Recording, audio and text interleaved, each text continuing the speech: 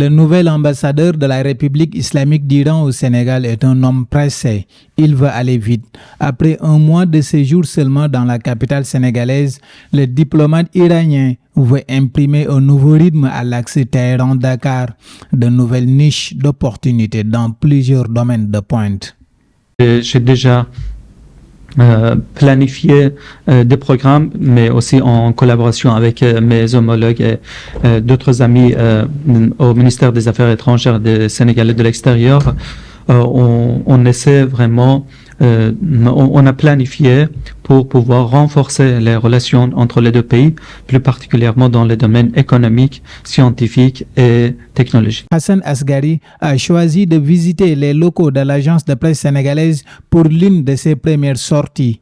Un choix loin d'être fortuit au regard de la position stratégique qu'occupe l'agence publique d'information dans la politique d'affermissement entre les deux pays. C'est un honneur pour moi de mettre en lien plus étroit les deux agences gouvernementales de APS, aussi l'agence de presse iranienne IRNA.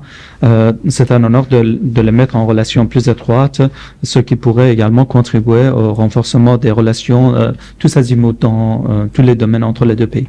Et je suis ravi également d'annoncer que le protocole d'entente entre les deux agences sénégalaises et iraniennes aussi ont été finalisés.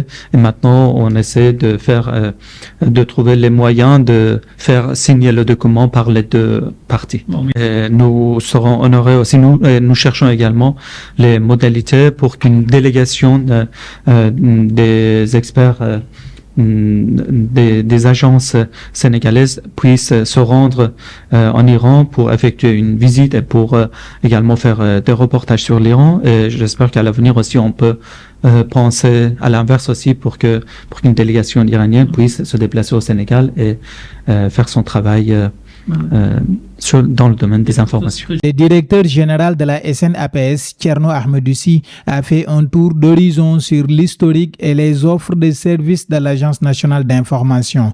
L'APS compte jouer pleinement sa partition dans la redynamisation de la coopération entre Téhéran et Dakar. Il est venu aussi nous dire qu'ils sont prêts à coopérer avec nous. Il est venu aussi nous dire qu'il s'ouvre à l'agence de presse sénégalaise, en tout cas pour nos besoins d'information qui concernent son pays. Souvent sous les projecteurs de l'actualité internationale, la République islamique d'Iran peine à se départir d'une image peinte par une certaine presse mondiale. La convention de partenariat entre l'agence iranienne d'information et l'APS pourrait permettre de montrer un autre visage de Téhéran différent de celui exposé à la face du monde.